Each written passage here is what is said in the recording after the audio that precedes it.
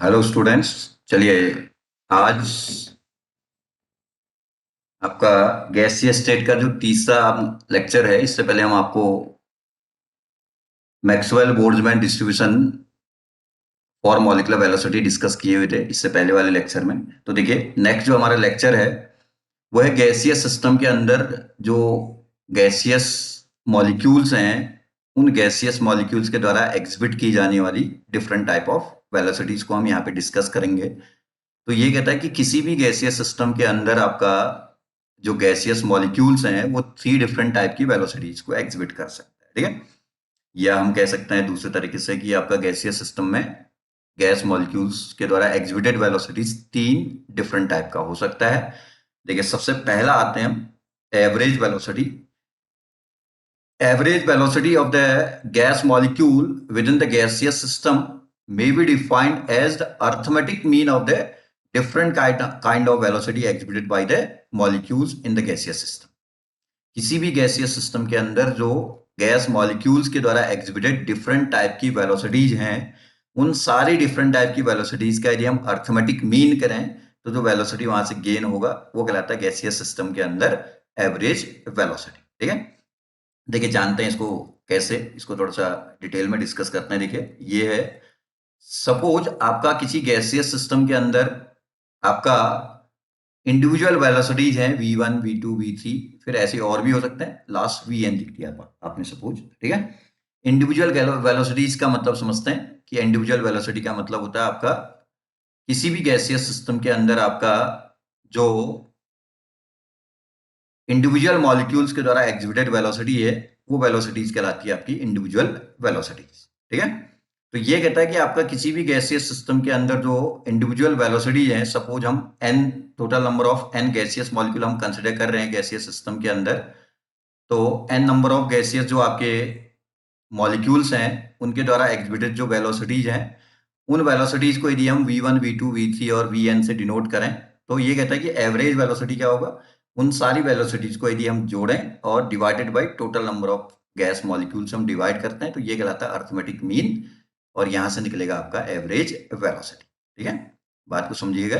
हमने कहा भैया गैसीय सिस्टम के अंदर हमने एवरेज वेलोसिटी डिफाइन करना है, तो एवरेज वेलोसिटी होता है भैया आपका गैसीय सिस्टम के अंदर जो गैस मॉलिक्यूल्स हैं उन गैस मॉलिक्यूल्स के द्वारा एग्जिबिटेड वेलोसिटीज का अर्थमेटिक मीन। ठीक है, तो अर्थमेटिक मीन क्या है उसको मैं आपको यहाँ पे डिफाइन कर रहा हूँ। देखिए, suppose n number of gas molecules हैं, ये लिखा ना, if gaseous system containing total n number of gas molecules with the individual velocity. Individual velocity means एक मॉलिक्यूल के द्वारा एग्जिबिटेड वेलोसिटी v1 है, एक के द्वारा v2 है, एक के द्वारा v3 है, फिर ऐसे और भी होंगे, लास्ट मॉलिक्यूल की वेलोसिटी vn है।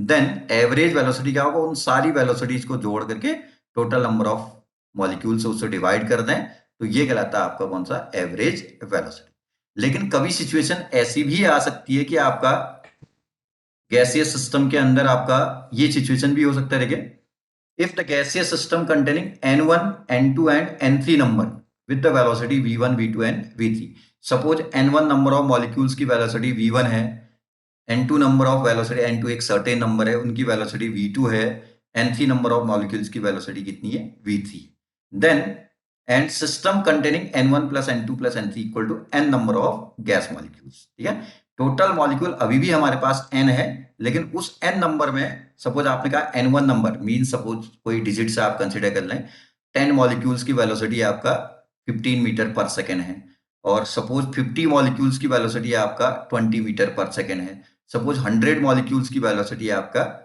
25 मीटर पर सेकेंड है। ठीक है ना, देन ऐसी सिचुएशन पे अर्थमेटिक मीन कैसे निकालना है, v एवरेज इक्वल टू होगा आपका n1 v1 means v1 velocity को एग्जिबिट करने वाले मॉलिक्यूल का number into velocity v1, v2 velocity को एग्जिबिट करने वालों का नंबर कितना था, n2 इंटू वेलोसिटी v2, और v3 वेलोसिटी को एग्जिबिट करने वालों का नंबर n3 था, तो n3 into v3 divided by total number of molecules n1 plus n2 plus n3, या आप जनरली एक कॉमन टर्म n भी लिख सकते हैं आप इसको, where n is the n1 plus n2 plus n3। ठीक है, तो ये कहलाता है आपका एवरेज वेलोसिटी। दो डिफरेंट टाइप से हम निकाल सकते हैं, ये ध्यान रखिएगा। हो सकता है गैसीय सिस्टम के अंदर सारे मॉलिक्यूल्स की वेलोसिटी बिल्कुल डिफरेंट हो, तो उस केस में आपका इंडिविजुअल वेलोसिटीज को हम जोड़ेंगे और divided by total number of molecules कर देंगे तो वो निकल जाएगा आपका एवरेज वेलोसिटी। लेकिन यदि आपका गैसियस सिस्टम के अंदर मान लेते हैं कि आपका क्या है, एक certain n1 number of molecules के द्वारा v1 वेलोसिटी एग्जिबिट किया जा रहा है, n2 नंबर ऑफ मॉलिक्यूल्स की वेलोसिटी v2 है, n3 नंबर ऑफ मॉलिक्यूल की वेलोसिटी v3 है, then average velocity under such condition will be v average equal to n1 v1 plus n2 v2 plus n3 v3 divided by total number of molecule n1 plus n2 plus n3। ठीक है, ये तो हो गया आपका average velocity. लेकिन Maxwell की equation से भी आपका एवरेज वेलोसिटी को निकालने के लिए एक इक्वेशन आपका आता है भैया, यहाँ पे हमने लिखा हुआ देखिए, according to Maxwell average velocity of gas molecule can also be determined by using the following alternative equation. ठीक है, तो ये है v average equal to √8 RT upon pi into m। इस इक्वेशन से भी हम गैसीय सिस्टम के अंदर गैस मॉलिक्यूल की एवरेज वेलोसिटी का मेजरमेंट कर सकते हैं। ये कहलाती है Maxwell equation for the average velocity of the gas molecules. ठीक है ना। देन सेकंड टाइप की वेलोसिटी में आते हैं, देखिए root mean square velocity, RMS velocity जिसको हम कहते हैं। तो ये कहता है कि to obtain the equation for the root mean square velocity let start with the gaseous system having n number of gas molecule. एक गैसियस सिस्टम है जिसमें n number of gas molecule है with the mass m and velocity v।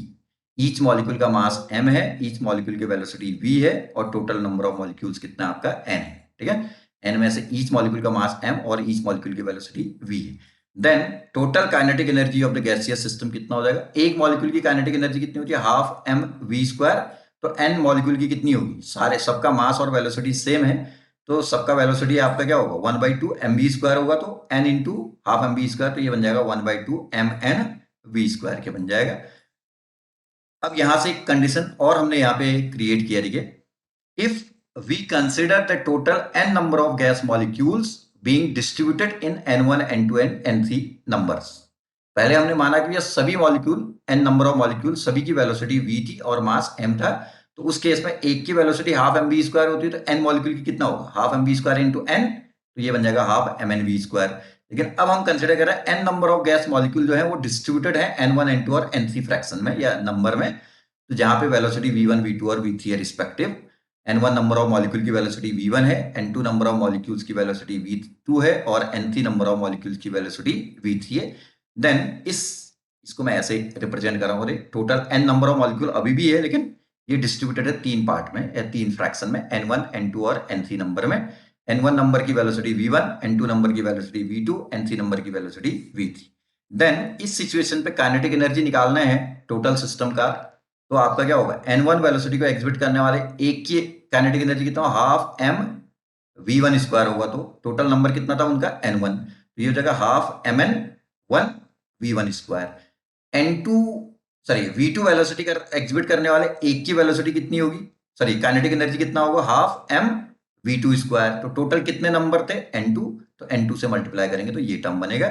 और v3 velocity को exhibit करने वाले एक molecule की kinetic energy half m v3 square, तो n3 नंबर ऑफ मॉलिक्यूल्स की कितनी हो जाएगी, half m v3 square into n3 हो जाएगा, तो ये इतना टर्म बन जाएगा। तो total kinetic energy of gaseous system इस सिचुएशन पे कितना बनेगा, half m n1 v1 square plus half mn2 v2 square plus half m n3 v3 square के बन जाएगा। देन अब ये कहता है if we consider that kinetic energy under both condition being same, ये कोई कंपल्सन नहीं है लेकिन हम डेरिवेट करने के लिए, इक्वेशन जनरेट करने के लिए हम एक कंडीशन मान रहे हैं कि ये दोनों ही कंडीशन पे kinetic energy, suppose total kinetic energy आपका सिस्टम का सेम आ रहा है, मींस दोनों कंडीशन कहने का मतलब जब हमने माने कि क्या है, सारे मॉलिक्यूल की वेलोसिटी सेम कॉमन v थी, और जब हम मान के चल रहे हैं कि आपका v1 v2 और v3 में आपका वेलोसिटी डिस्ट्रीब्यूटेड है, तो दोनों ही कंडीशन पे यदि आपका वेलोसिटी हम सॉरी काइनेटिक एनर्जी हम मान के चले सिस्टम का टोटल सेम है, तो कितना आ जाएगा, हाफ mn v स्क्वायर, तो इक्वेशन 1 से आया था ऊपर, और इक्वेशन 2 से ये वैल्यू आया आपका half m n1 v1 square plus half m n2 v2 square plus half m n3 v3 square.